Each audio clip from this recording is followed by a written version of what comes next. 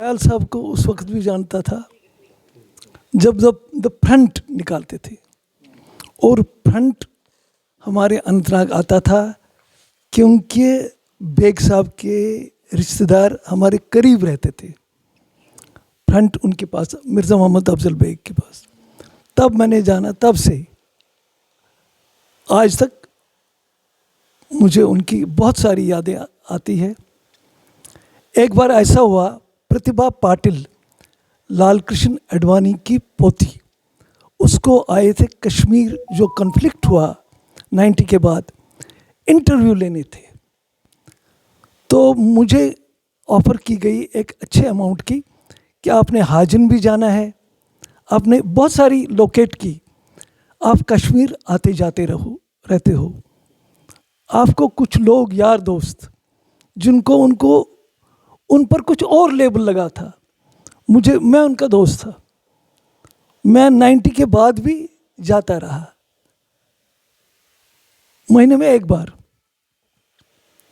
तो मुझे कह दिया गया आपको इंटरव्यू लेना है ख्याल साहब के। मैं ख्याल साहब के रावलपुरा उनके घर गया।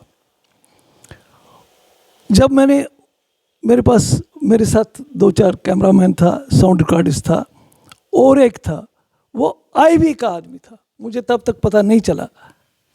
ये में एक खुशगवार माहौल है, अपने हैं सब, एडिटिंग नहीं होनी चाहिए।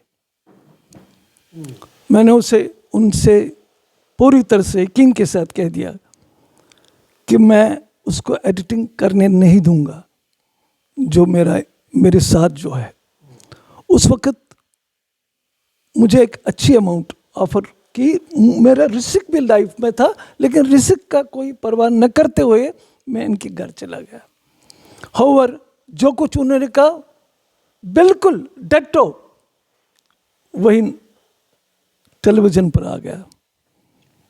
दूसरी बात, सबसे पहले जो अनाउंसमेंट हो गई पिछले दिनों, वो वॉइस ऑफ अमेरिका ने किया। 12:30 बजे यहाँ न्यूज़, उन्होंने 11 बजे कह दिए थी ये न्यूज़ कि गुलाम नबी ख्याल साहब रहमत फरमा गए।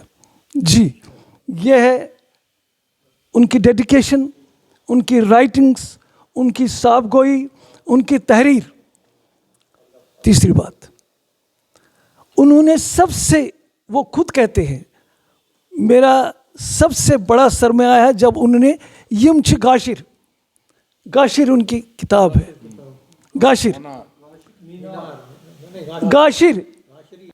एनलाइटेंड।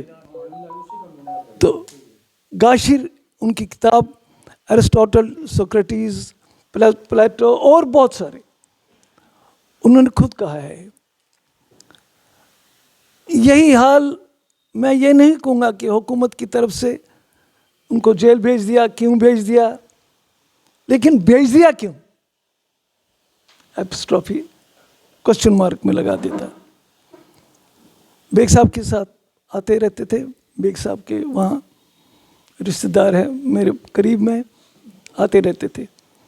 तो 4 साल पहले वो हमारी यूनिवर्सिटी में भी आ गए, नूर शाह साहब थे साथ। मैं हर रोज़ ख्याल साहब के पास जाता था, सवेरे शाम, हॉस्टल में, यूनिवर्सिटी के हॉस्टल में, और इनसे सीखने की कोशिश कर रहा था हमेशा। ख्याल साहब मल्टी डायमेंशनल पर्सनैलिटी। इकबाल भी निकालते थे, बाई वीकली था वो, लैम्बर्ट लेन में निकलता था, बड़ी पसंद आती है। हालांकि प्यारेलाल हुंडू खुद एक अच्छे इंग्लिश के प्रोफेसर रहे हैं। तो और सारी बातें, बहुत सारी बातें, ऐसा होता रहता है। अब जनाजे की बात होती है। मैं उस वक्त 1 मई 1980, मैं उस वक्त वहीं था जब मोहम्मद शमीम चले गए। 4 दिन पहले कासिम सज्जाद और गुलाम नबी नाजिर उनके घर गए। सवेरे हम अनंतनाग से आ गए, वहाँ मोतीलाल मिस्री बैठे थे। उन्होंने एक बात कहा, यार मेरे जाने के बाद एक शख्स, ये कह दूं, इस माइक पर कह दूं, एक शख्स बहुत खुश होगा, नौजुबिल्ला उसको कल कोई पैगंबर न कहे। मैं ये अल्फाज कहते जाता हूँ, लेकिन आप सनद है जब तक आप जिंदा है। अभी तो मैं जिंदा हूँ, ये मैं रिपीट करता हूँ महफिलों में कि उन्होंने ऐसा कहा है मेरे सामने। क्योंकि 30 अप्रैल को हम गए, रात भर श्रीनगर में ही रहा,